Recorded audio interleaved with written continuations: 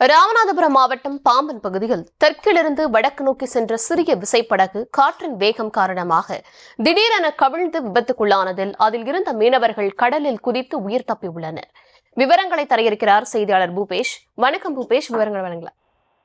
நிச்சயமா வணக்கம். மீனவர்களுடைய அந்த மீன்பிடி தடைக்காலமானது இன்னும் 2 தினங்களில் முடிவர உள்ள நிலையில் தங்களுடைய படகுகளை பராமரிப்பது மற்றும் மீன்பிடிப்பதற்கு தேவையான ஆயத்த பணிகளை மேற்கொள்வதில் ராமேஸ்வரம், பாம்பன் உள்ளிட்ட பகுதிகளைச் சேர்ந்த மீனவர்கள் முழுவீச்சில் ஈடுபட்டு வருகின்றனர். இந்த சூழலில் பாம்பன் தெற்கு பகுதியிலிருந்து வடக்கு நோக்கி சென்று தங்களுடைய படகுகளை தயார்படுத்துவதற்காக சிறிய விசைப்படகு மூலம் அந்த பாம்பன் தூக்கு பாலத்தை கடக்க முற்பட்ட போது பாம்பன் தூக்கு பாலம் தூக்கப்படாததால் அந்த படகினுடைய வழித்தடத்தில் சென்று பாம்பன் பாலத்தை கடப்பதற்காக படகில் அதிக கனம் கொண்ட தண்ணீரை நிரப்பி செல்ல முற்பட்ட போது தண்ணீரின் கனம் மற்றும் காற்றின் வேகம் காரணமாக அந்த கடலில் சிறிய ரகத்திலான அந்த விசைப்படகு கவிழ்ந்தது. அதிர்ஷ்டவசமாக அதில் பயணித்த 6 மீனவர்களும் கடலில் குதித்து உயிர் பிழைத்தனர். உடனடியாக இந்த சம்பவம் அறிந்த பாம்பன் விசைப்படகு மற்றும் நாட்டுப்படகு மீனவர்கள் உடனடியாக விரைந்து சென்று அந்த மீனவர்களை மீட்கும் பணியில் ஈடுபட்டதோடு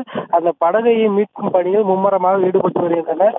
காற்றின் திசை மாற்றம் மற்றும் அதிக கனத்தை ஏற்றியதன் காரணமாக பாம்பன் அருகே அந்த படகு கவிழ்ந்தது. அதே போல 6 மீனவர்கள் உயிர் தப்பிய சம்பவமானது அந்த பகுதியில் மீனவர் மத்தியில் பெரும் பரபரப்பை ஏற்படுத்தியுள்ளது.